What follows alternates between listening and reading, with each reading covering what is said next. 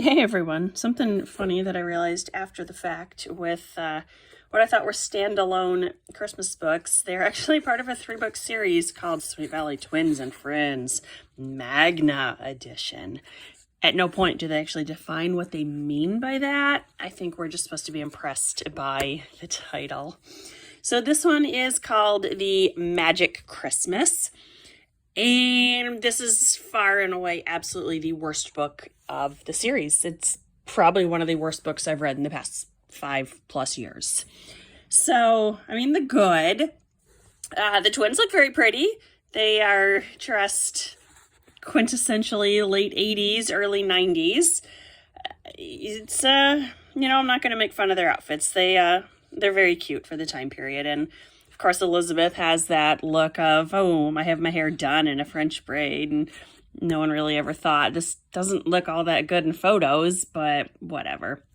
One thing I would change is I would have put the doorknob on the other side of the book. So having it on the right front cover, so it's like you're opening up the book using the handle.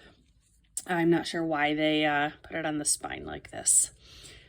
One thing that I hated about this book, it seems to have a different font than every other book in the series.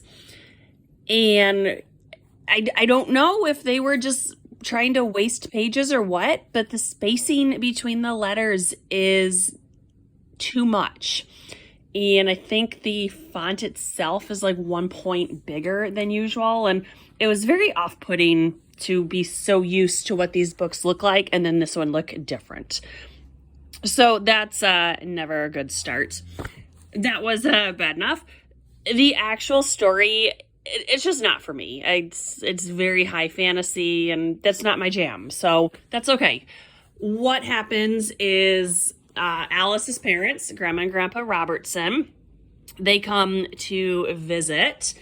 In past books, we've been told they live in Florida.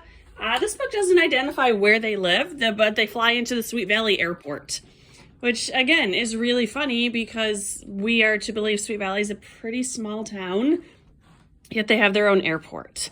It's like in the Babysitter's Club where they imply that Stony Brook has its own airport when in reality they would be driving down to JFK or LaGuardia. So, adult logic on kids' books.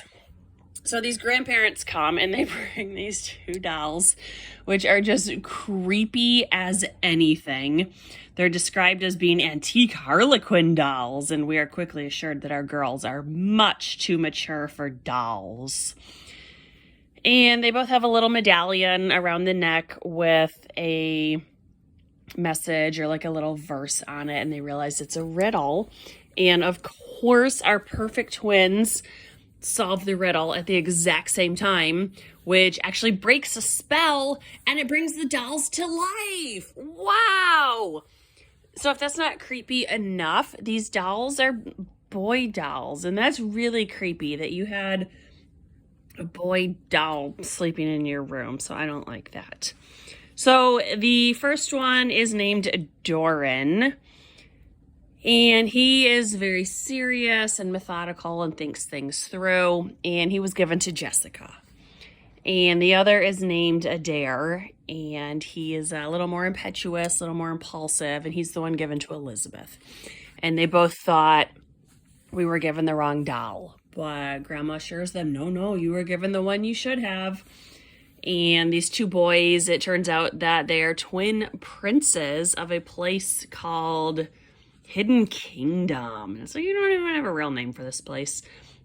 So the girls get sucked into the vortex with the boys, and they have to go to Hidden Kingdom, and the only way to survive is through the labyrinth, and they're given another riddle to solve, and through it they realize that the greatest gift ever is each other, and it's a sweet ending.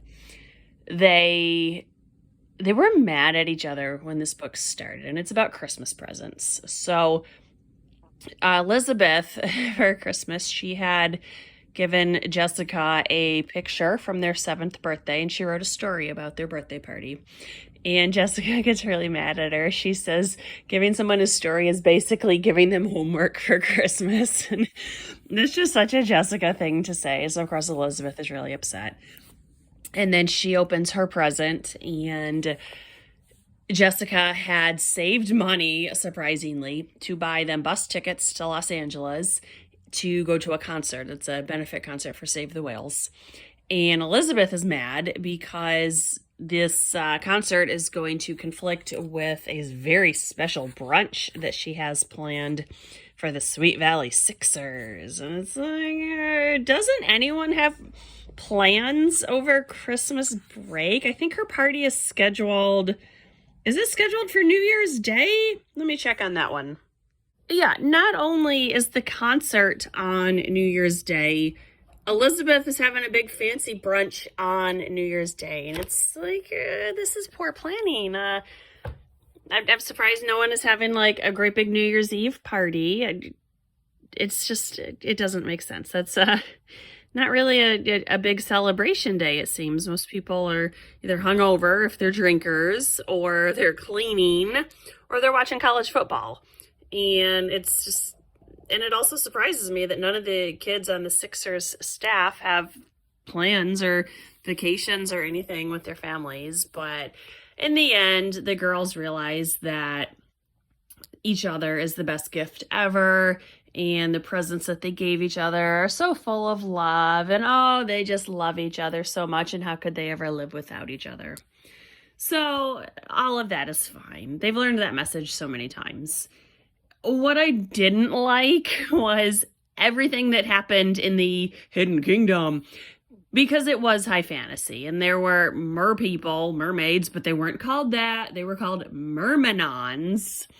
And then there was like some troll guy who lives in a cave, and the bad guy was called Medwin. And you know, our boys couldn't do magic, because if they did, Medwin would know they were there. So the girls had to do the magic. And it's not real magic. They just had to think carefully about something and it would appear. And it's, I wish they would have just said, oh, and it was all a dream. I think that would have, actually, that cop-out ending, I think, would have fit better here.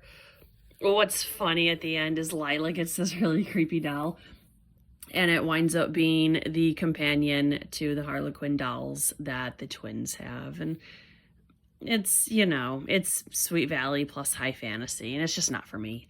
So if you like books about mermaids and trolls and made-up critters and evil sorcerers who torment our Harlequins, and I think at one point Elizabeth was like flying on a leaf.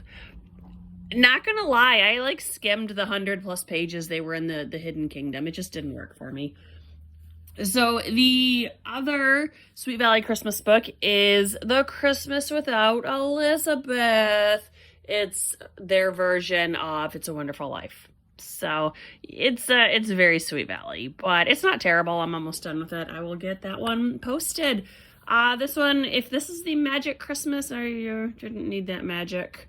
Another little nitpick. I see the title is centered, but I wish the was a little more shifted. I wish the was evenly spaced between magic and Christmas, even though it wouldn't be quite centered at that point. So I'm just being nitpicky. This book was, you know, read at your own risk. So I hope you all have a magical Christmas. Bye.